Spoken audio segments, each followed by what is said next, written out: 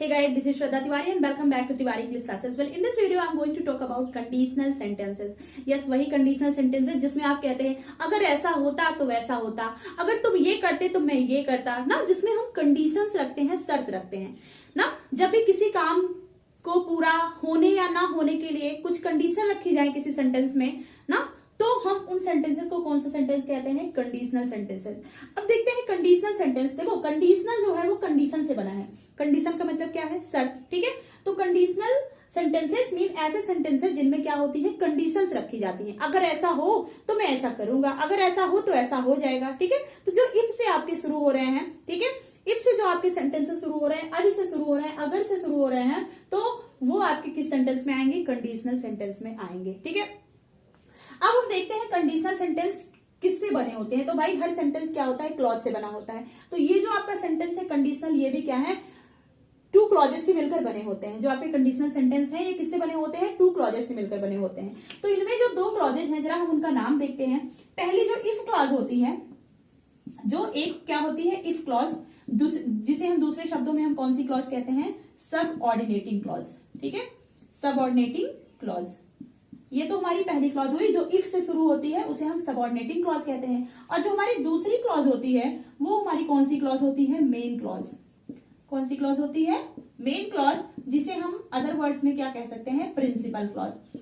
अब यस, आपको ये क्लॉज देखकर एक सेंटेंस याद आ रहा होगा, और वो कौन सा सेंटेंस है? Complex sentence. वो कौन सा सेंटेंस है? Complex sentence.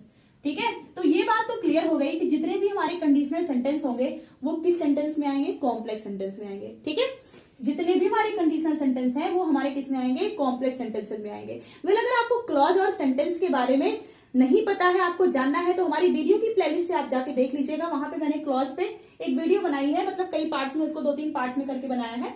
You can watch it. ठीक है, तो ये समझिए आपका जो कंडीशनल सेंटेंस होता है दो क्लॉजेस से मिलकर बना होता है। एक क्लॉज आपकी इफ क्लॉज होती है जिसे हम सबऑर्डिनेटिंग क्लॉज कहते हैं, एंड अनदर जो दूसरी क्लॉज होती है वो हमारी कौन सी होती है? मेन क्लॉज, या हम उसे प्रिंसिपल क्लॉज भी कहते हैं। तो ये आपने देखा कंडीशनल सेंटेंस का पार्ट। अब हम देखते हैं कंडीशनल सेंटेंस के प्रकार। ठीक है, कंडीशनल सेंटेंस के प्रकार। तो कंडीशनल सेंटेंस होते कितने प्रकार के हैं? ठीक है, कंडीशनल सेंटेंस कितने प्रकार के होते हैं? तो ये 3 प्रकार के होते हैं। कितने प्रकार के होते हैं? 3 प्रकार के। ठीक है, एक हमारा प्रेजेंट होता है, दूसरा पास्ट इंडेफिनिट होता है। पास्ट इंडेफिनिट टेंस में अगर हमारी if clause past indefinite tense में है तो उसका एक अलग कंडीशनल सेंटेंस बनेगा, और अगर हमारी ये if clause past perfect tense में है, किसमें? पास्ट परफेक्ट टेंस में, तो उसका कंडीशनल सेंटेंस अलग तरीके से बनेगा। देखिए यहाँ पे हमने प्रेजेंट के सामने इंडेफिनिट नहीं रखा, क्यों? क्योंकि ये अदर भी इस टेंस में आपके चारों फॉर्म्स उसके आ जाएंगे। ठीक है, तो वो आपके यूजेस पे जो है निर्भर करता है कि किस तरह से आप उसका यूज करते हो। तो प्रेजेंट में हम सब पढ़ते हैं, present indefinite, present continuous, present perfect, सब पढ़ लेंगे, लेकिन इसमें आपका प्रेजेंट इंडेफिनिट ही रहेगा। यदि आपकी इफ क्लॉज प्रेजेंट इंडेफिनिट में है तो उसका अलग तरीके से बनेगा, और अगर आपकी if clause past perfect tense में है तो उसका कंडीशनल सेंटेंस अलग तरीके से बनेगा। ठीक है, तो ये 3 प्रकार के होते हैं। इफ क्लॉज आपकी प्रेजेंट टेंस में है तो अलग तरीके से बनेगा, पास्ट इंडेफिनिट में है तो अलग तरीके से बनेगा, और अगर वही if clause past perfect tense में है तो उसका अलग तरीके से कंडीशनल सेंटेंस बनेगा। ठीक है, तो ये तो आपने देखा, मैंने 3 प्रकार बनाया। अब सबसे पहले हम देखते हैं, अब इनमें हम पढ़ते हैं पहला वाला। ठीक है, यदि हमारी इफ क्लॉज प्रेजेंट टेंस में है तो, ठीक है, यदि हमारी इफ क्लॉज प्रेजेंट टेंस में है तो अब इसमें हम 2 तरीके से पढ़ते हैं। पहली चीज तो यदि हमारे सेंटेंस में अगर जनरल ट्रुथ दिखाया गया हो, क्या दिखाया गया होता है? जनरल ट्रुथ, या जिसे हम यूनिवर्सल ट्रुथ भी कहते हैं, जो चीजें हमेशा सत्य रहने वाली हैं। अगर जनरल ट्रुथ रहता है सेंटेंस में तो उसका कंडीशनल सेंटेंस अलग तरीके से बनता है, और अगर जनरल ट्रुथ ना होकर प्रोबेबिलिटी वाली बात आती है, प्रोबेबिलिटी मतलब संभावना की बात आती है, तो उसका कंडीशनल सेंटेंस अलग तरीके से बनता है। ठीक है, जनरल ट्रुथ का मतलब, जैसे कि मैंने कहा कि अगर तुम आइस को गर्म करते हो तो वो क्या बनेगा? लिक्विड ही बनेगा। ठीक है, और अगर तुम लिक्विड को बॉईल कर रहे हो तो वो क्या होगा? वेपर में ही कन्वर्ट होगा। तो ये क्या है? ट्रुथ है, इसमें किसी भी प्रकार का कोई चेंज नहीं हो सकता। और प्रोबेबिलिटी वाली बात, प्रोबेबिलिटी आप समझ रहे हो, और नहीं समझ रहे हो तो मैं यहाँ पे बताऊंगी। तो सबसे पहले अगर हम जनरल ट्रुथ की देखें कि प्रेजेंट टेंस में अगर हमारा सेंटेंस जनरल ट्रुथ का सेंस दे रहा हो तो हम उसका कंडीशनल सेंटेंस कैसे बनाएंगे। ठीक है, तो यहाँ पे आप प्रेजेंट टेंस पढ़ रहे हैं, तो सबसे पहले हम जैसे ये सेंटेंस देखते हैं, अगर हमारा सेंटेंस ना जनरल ट्रुथ का सेंस दे रहा हो तो आपकी इफ क्लॉज भी प्रेजेंट इंडेफिनिट टेंस में रहेगी और आपकी प्रिंसिपल क्लॉज भी प्रेजेंट इंडेफिनिट टेंस में रहेगी। ठीक है, क्योंकि जो ट्रुथ है बेटा, वो ट्रुथ हमेशा ही प्रेजेंट इंडेफिनिट टेंस में होता है। ठीक है, जो चीजें सत्य रहने वाली हैं वो हमेशा प्रेजेंट में ही रहेंगी, प्रेजेंट इंडेफिनिट में, उसको हम और किसी टेंस में या और किसी टेंस के फॉर्म में चेंज नहीं कर सकते हैं। जैसे मैंने कहा earth moves around the sun ना, the earth moves around the sun. जो पृथ्वी है वो सूर्य के चारों तरफ चक्कर लगाती है मैंने बोला, हमने ये नहीं बोला लगा रही है या लगा चुकी है या लगाएगी या लगाती थी ना, क्योंकि अगर हमने प्रेजेंट इंडेफिनिट को छोड़ के कोई और टेंस फॉलो किया इस सेंटेंस में तो हमारा ये जो सेंटेंस है वो रॉन्ग हो जाएगा। क्या इसका मतलब यह है कि पृथ्वी आज ही चक्कर लगाती है कल नहीं लगाएगी ना, आज ही लगा रही है मतलब बाद में नहीं लगाएगी। ठीक है, तो कुछ तरह जो जनरल ट्रूथ होते हैं उसे हम हमेशा प्रेजेंट इंडेफिनिट में ही रखते हैं। इन द सेम वे आपके जो जनरल ट्रूथ होंगे कंडीशनल सेंटेंस में, वो दोनों ही जो क्लॉज होगी आपकी मेन क्लॉज और सबऑर्डिनेटिंग क्लॉज, दोनों ही क्लॉज का जो टेंस होगा वो प्रेजेंट इंडेफिनिट टेंस में रहेगा। जैसे अगर है मैंने लिखा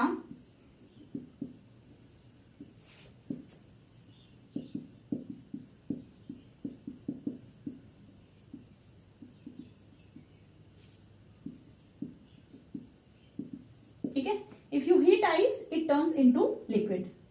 यदि आप आइस को हीट करते हो तो ये किस में बदलेगा, लिक्विड में। ठीक है, ये भी इफ से शुरू हुआ है, लेकिन ये जो सेंटेंस है आपका, ये पूरा अगर पढ़ोगे तो ये क्या दे रहा है, जनरल ट्रुथ का सेंस दे रहा है। तो जब भी आपकी ये कंडीशनल सेंटेंस जनरल ट्रुथ का सेंस देंगे तो उसकी दोनों ही क्लॉज, ये भी क्लॉज आपकी प्रेजेंट इंडेफिनिट टेंस में रहेगी। इसको आप हमेशा से अपने दिमाग में बैठा लो।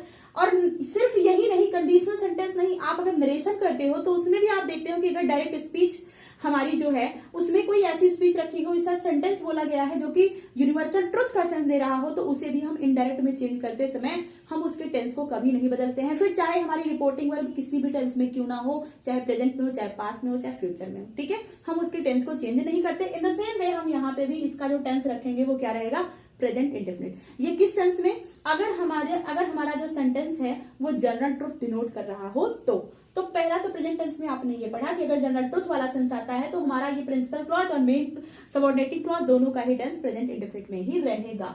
अब दूसरा देखते हैं, ये तो जनरल ट्रुथ आपने देखा, अब दूसरा देखते हैं हाइपोथेटिकल ना, या जिसे आप कहते हो प्रोबेबिलिटी। अगर आपके सेंटेंस में प्रोबेबिलिटी मतलब संभावना वाली बात, ठीक है, अगर संभावनाएं जताई जा रही हैं तो जो हमारी इफ क्लॉज होगी उसका जो टेंस होगा वो किसमें होगा, प्रेजेंट इंडेफिनिट में। किसमें होगा, प्रेजेंट इंडेफिनिट में। और जो आपकी प्रिंसिपल क्लॉज होगी उसका जो टेंस होगा वो किसमें होगा, फ्यूचर इंडेफिनिट में। ठीक है, अच्छा ये प्रेजेंट इंडेफिनिट प्रेजेंट कंटिन्यूअस भी हो सकता है, लेकिन ये जो है हमारा वो फ्यूचर इंडेफिनिट में ही रहेगा, मतलब विल और शैल का ही यूज होगा। ठीक है, अब देखते हैं भाई, जैसे मैंने कहा, अगर मैंने कहा इफ यू वर्क हार्ड, ठीक है, if you work hard comma you will succeed, if you work hard you will succeed. अब देखिए, अब आप कहोगे कि अगर कोई कठिन परिश्रम करेगा, अच्छा यहाँ पे वर्ड लिख दिया था मैंने, इफ यू वर्क हार्ड, अगर कोई भी कठिन परिश्रम कर रहा है तो वो जरूर सफल होगा। ठीक है, लेकिन ये बात इतनी भी एग्जैक्ट नहीं है ना, जरूरी नहीं है कि हम हार्ड वर्क करते जा रहे हैं और हमें सफलता ही मिलती जाए ना, लक भी नाम की कोई चीज होती है। ठीक है, और कभी कभी तो ऐसा होता है कि हमारे बहुत सारे हार्ड वर्क करने के बावजूद भी हमें सिर्फ फेल्योर मिलता है। ठीक है, तो ये एकदम सर्टेन नहीं है, यहाँ पे एक प्रोबेबिलिटी दिखाई जा रही है कि भाई अगर तुम ये करते हो, कठिन परिश्रम करते हो, करोगे तो तुम सफल हो जाओगे। अच्छा एक चीज और जान लो, हिंदी में जब आप बोलोगे ना तो दोनों के ही वाक्य के अंत में गा गा गी गे आएंगे, लेकिन आपको कंफ्यूज नहीं होना है। जो हमारी इफ क्लॉज होगी वो प्रेजेंट में होगी और जो हमारी ये आपकी मेन क्लॉज जो होगी वो किसमें होगी, फ्यूचर इंडेफिनिट में होगी। अब जरा देखते हैं, ये तो प्रेजेंट इंडेफिनिट था, एक बार प्रेजेंट कॉन्टिन्यूअस करके भी हम देख लेते हैं। ठीक है,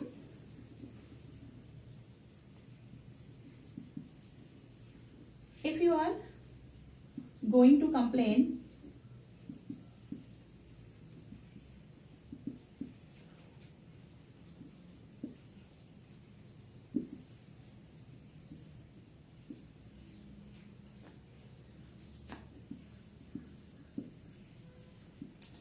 are going to complain I shall kill you, ठीक है।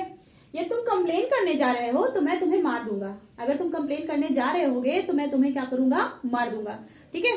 तो ये आपका भले ही कॉन्टिन्यूअस में है, लेकिन ये चीज आपकी किस में रहेगी, फ्यूचर इंडेफिनिट में, ठीक है। तो यहाँ पे भी अब देखो भाई, मारने का, ये मारना कोई हल्की बात नहीं है, कोई मच्छर तो है नहीं इंसान की मार देगा, ठीक है। तो यहाँ पे भी एक प्रोबेबिलिटी दी जा रही है कि अगर ऐसा होगा तो ऐसा कर दूंगा मैं, ठीक है। तो इस सेंस में जब भी आपकी प्रोबेबिलिटी वाले सेंस आते हैं तो वहां पे जो आपकी इफ क्लॉज होगी वो प्रेजेंट में होगी, बाकी जो आपकी मेन क्लॉज होगी वो किस में होगी, फ्यूचर इंडेफिनिट में, ठीक है। तो ये तो पहला कंडीशनल सेंटेंस में आपने अभी प्रेजेंट टेंस वाला पढ़ा।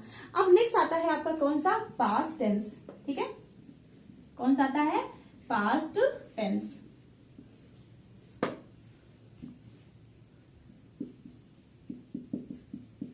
पास्ट टेंस, क्यों पास्ट टेंस, पास्ट इंडेफिनिट हम यहां पे बोलेंगे।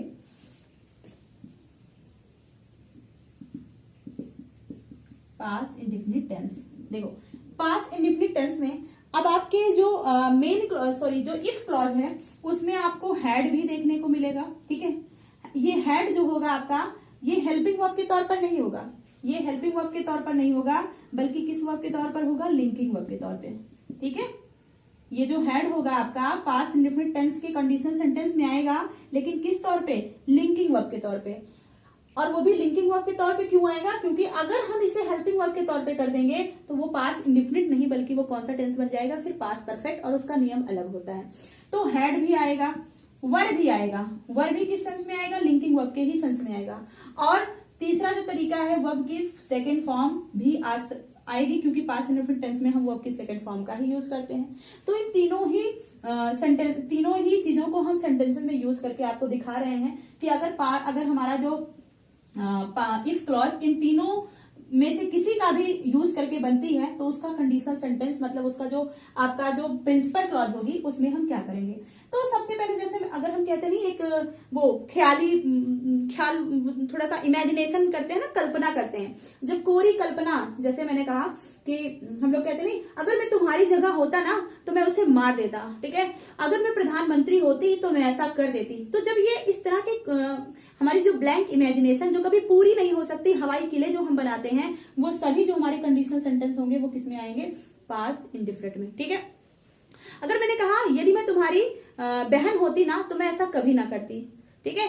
यदि मेरे पास छाता होता तो मैं तुम्हें दे देता, लेकिन एक्चुअल में तो मेरे पास है नहीं, ठीक है। जैसे अगर मैंने कहा इफ आई वर यू, यदि मैं तुम होती तो, अब देखो यहां पे अगर वर आया, अब वर देख रहे हो आप, जो वर है आपका ये लिंकिंग वर्ब के तौर पर आया है, ठीक है। तो इफ आई वर यू, यदि मैं तुम होती या तुम्हारी जगह पे होती, तो अब यहां पे क्या आ जाएगा, आपके इस वाली क्लॉज में उड लग जाएगा। क्या लग जाएगा, उड लग जाएगा, लेकिन इसके साथ वर्ब की कौन सी फॉर्म रहेगी, फर्स्ट फॉर्म। तो I would never forgive him,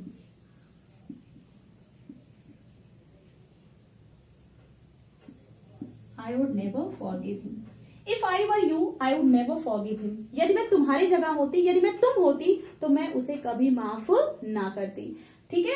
तो ये मैंने, जबकि मैं हो नहीं सकती, तो मैं तुम्हारी तरह हो सकती हूँ क्या, या मैं तुम हो सकती हूँ, नहीं हो सकती। तो यहाँ पे मैं इमेजिनेशन कर रही हूँ कि अगर मैं तुम होती ना तो मैं उसे कभी माफ ना करती। तो पहला आपका कंडीशनल सेंटेंस पास्ट इंडेफिनिट का ये हुआ। दूसरा, अगर मैंने कहा ना, यदि मेरे पास अगर मेरे पास कुछ पैसा होता तो मैं तुम्हारी मदद करती, ठीक है। यदि मेरे पास मेरा खुद का घर होता तो मैं तुम्हें रहने के लिए, मतलब मैं तुम्हें शेल्टर दे देती। यदि मेरे पास छाता होता तो मैं तुम्हें दे देती, ठीक है। तो ये यदि मेरे पास होता तो मैं तुम्हारी मदद करती या ऐसा करती। तो होता के सेंस में हम यहाँ पे क्या लगाएंगे, हैड, लेकिन वो हैड लिंकिंग वर्ब के तौर पर लगेगा, हेल्पिंग वर्ब के तौर पर नहीं। तो क्या, जैसे मान लो लिखा मैंने, इफ आई हैड मनी, यदि मेरे पास पैसा होता तो मैं क्या करता, तुम्हारी मदद करता, ठीक है।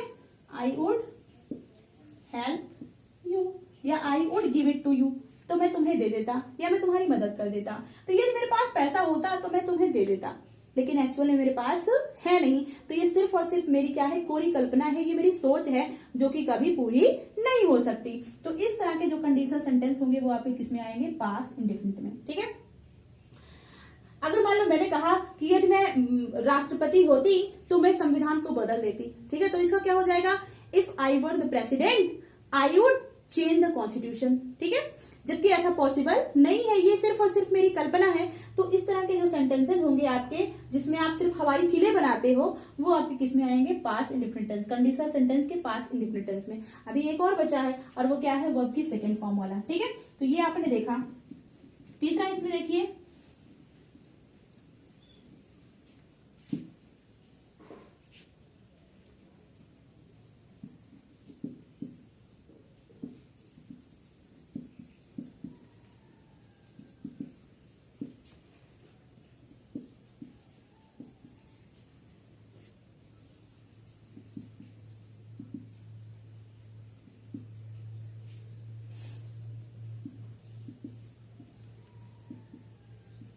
ठीक है, if he try to threat me, यदि उसने मुझे धमकी देने की कोशिश की होती, यदि उसने मुझे थ्रीट करने की कोशिश करी होती, तो I would complain to his mother, तो मैं उसकी माँ से कंप्लेन कर देता। ठीक है, तो ये तीसरा जो भी आपने वर्ब पढ़ा, हैड पढ़ा, वो दोनों ही का यूज था वो लिंकिंग वर्ब के तौर पर हो रहा था। तो आप यहाँ पे उसके अलावा इसका भी वर्ब की सेकंड फॉर्म का भी यूज कर सकते हो, लेकिन चाहे आप वर्ब की सेकंड फॉर्म का यूज करो, चाहे आप वर्ब लगाओ, चाहे आप हैड लगाओ, लेकिन यहाँ पे आपको वुड का यूज करना पड़ेगा, और वर्ब की कौन सी फॉर्म लगानी पड़ेगी? First form. ठीक है, अच्छा, वर्ब के सेंस में एक और बात, कंडीशनल सेंटेंस की मैं बात कर रही हूं। आपका चाहे वहां पे फर्स्ट पर्सन आप प्रोनाउन हो, चाहे आपका थर्ड पर्सन आप प्रोनाउन हो, ठीक है, चाहे आपका सेकंड पर्सन आप प्रोनाउन हो, चाहे सिंगुलर हो, चाहे प्लूरल हो, आप हर एक प्रोनाउन और नाउन के साथ क्या लगाएंगे? वर्ब लगाएंगे। ठीक है, सिर्फ और सिर्फ कंडीशनल सेंटेंस की मैं बात कर रही हूँ। इस सेंटेंस में आपका चाहे जो आए, चाहे कोई भी सब्जेक्ट हो, वहां पे आपको वर्ब लगाना पड़ेगा। ठीक है, क्योंकि यही एक ऐसा सेंटेंस है जहां पे आप क्या कर सकते हो? ये कोरी कल्पना कर सकते हो, ब्लैंक इमेजिनेशन, जो कभी पूरी नहीं हो सकती। तो इस इमेजिनेशन के सेंस में आपका चाहे सब्जेक्ट सिंगुलर हो या प्लूरल हो, उनके साथ आप वर्ब का ही यूज करोगे, वो भी किस वर्ब के रूप में? लिंकिंग वर्ब के रूप में। ठीक है, जैसे अभी मैंने बोला इफ आई वर यू, तो आई के साथ कभी भी वर नहीं लगता है, आई के साथ वॉस लगता है, आपको पता है। लेकिन कंडीशनल सेंटेंस में, इस टेंस में आपको आई के साथ वर ही लगाना पड़ेगा, तभी आपका सेंटेंस क्या होगा? सही होगा। और आई क्या? कोई भी हो, चाहे कोई भी सिंगुलर प्लूरल, कोई भी सब्जेक्ट क्यों ना आए, कोई भी पर्सन का प्रोनाउन क्यों ना आ जाए, उसके साथ वर ही लगेगा। हेड की जगह आप कुछ भी नहीं कर सकते, हेड की जगह पे हेड ही लगेगा। ठीक है, तो ये तो हुआ आपका पास्ट इंडेफिनिट टेंस वाला। अब जरा देखते हैं कि पास्ट परफेक्ट टेंस का क्या फंडा है भाई। इसका पास्ट परफेक्ट टेंस, जो पास्ट परफेक्ट टेंस का हम यूज, ये हमारी इफ क्लॉज जो होती है पास्ट परफेक्ट टेंस में होती है। ठीक है, तो इसका एक नियम होता है, यदि आपकी इफ क्लॉज, ठीक है, इफ क्लॉज किसमें है? पास्ट परफेक्ट टेंस में है, तो जो आपकी वो वाली क्लॉज होगी, कौन सी? प्रिंसिपल क्लॉज या मेन क्लॉज, उसमें उड लगेगा। उड या कुड आप लगा सकते हो, उड या कुड जैसे जो सेंस हो, उड या कुड प्लस क्या लगेगा? हैव, और वर्ब की कौन सी फॉर्म लगेगी? Third form. अच्छा, इसका यूज जो पास्ट परफेक्ट टेंस का जो ये अपना कंडीशनल सेंटेंस होता है, इसका यूज किस लिए होता है? इसका यूज जो चीज आप करने के लिए कैपेबल थे, आप नहीं कर पाए, तो जो आपका पछतावा फील होगा, तो इस सेंटेंस का जो यूज होता है मोस्टली एक रिग्रेट फील करने के ही सेंस में होता है। ठीक है, अब रिग्रेट कैसे होगा? हम यहाँ पे जैसे एक सेंटेंस आपको बताने जा रहे हैं, तो आप उसे देखेंगे, पढ़ेंगे, तो शायद आपको समझ में आ जाए। ठीक है, जैसे अगर हमने लिखा, हमने कहा कि यदि हमने पढ़ाई की होती तो शायद हमें अच्छे नंबर मिले होते ना, जबकि मिले नहीं, वो टाइम निकल चुका है, अब हम उस टाइम पीरियड में वापस नहीं जा सकते। तो उस बात के लिए जो मुझे रिग्रेट फील होगा ना, उसको मैं कंडीशनल सेंटेंस के किस हिस्से में रखूंगी? पास्ट परफेक्ट टेंस के हिस्से में। ठीक है, मैंने पढ़ाई किया नहीं ना, अगर मैंने किया होता तो ऐसा होता, तो मुझे वो रिग्रेट फील हो रहा है। ठीक है, यदि मैंने ऐसा ना किया होता तो ऐसा ना होता। ठीक है, वहां पे मैं सिर्फ पछता सकती हूँ, मैं उस टाइम पीरियड को वापस नहीं ला सकती, मैं उस चीज को बदल नहीं सकती। तो जब इस सेंस में आप सेंटेंस बोलोगे, तो वो सेंटेंस आपका कंडीशनल सेंटेंस के पास्ट परफेक्ट टेंस में जाएगा। जैसे इफ ही हैड ओबेड मी, यदि उसने मेरी बात मानी होती, तो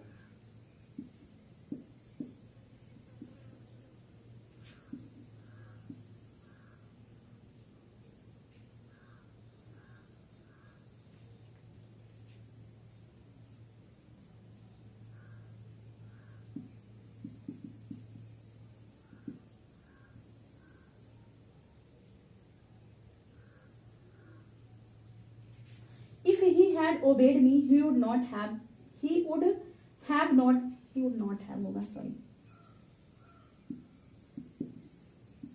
ठीक है। If he had obeyed me तो he would not have punished, ठीक है।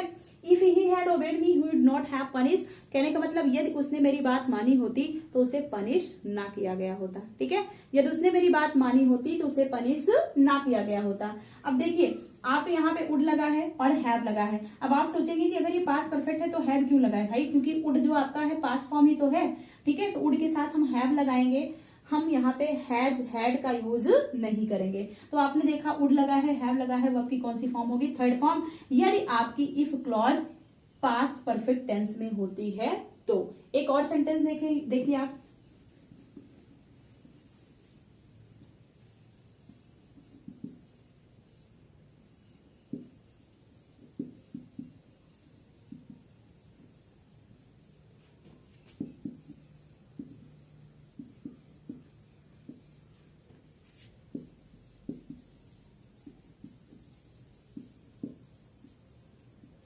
ठीक है।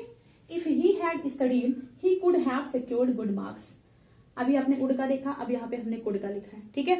तो ही इफ ही हैड स्टडीड, यदि उसने पढ़ाई की होती तो he could have secured good marks, तो वो अच्छे मार्क्स सिक्योर कर सकता था, ठीक है। वो करने में कैपेबल था, लेकिन बात ये हुई कि उसने पढ़ाई ही नहीं किया, ठीक है। तो अब ये देखिए जो चीजें आपने नहीं किया उसका जो रिजल्ट मिला है आप उसके लिए रिग्रेट फील कर रहे हो, तो उस कंडीशन में जो हमारा सेंटेंस बनेगा वो कंडीशनल सेंटेंस के किस में आएगा, पास्ट परफेक्ट टेंस में, ठीक है। इसका नियम आपको पता होना चाहिए, इसका जो पैटर्न है ये, अगर ये आपकी इफ क्लॉज पास्ट परफेक्ट में है तो जो हमारी ये वाली क्लॉज होगी आपकी मेन क्लॉज होगी, उसमें वुड या कुड प्लस हैव और वर्ब की कौन सी फॉर्म लगेगी, थर्ड फॉर्म लगेगी। तो ये था आपका पूरा कंडीशनल सेंटेंस। बाकी इसमें अभी भी अगर आपको कोई प्रॉब्लम समझ में आ रही हो तो आप हमें कमेंट बॉक्स में जरूर पिन कर सकते हैं। एंड हाँ, और भी अगर आपको ग्रामर के किसी भी हिस्से में कहीं भी प्रॉब्लम है तो आप हमें ये भी बता दीजिएगा, हम उस पर वीडियो जरूर बनाएंगे। And don't forget to like share and subscribe my channel.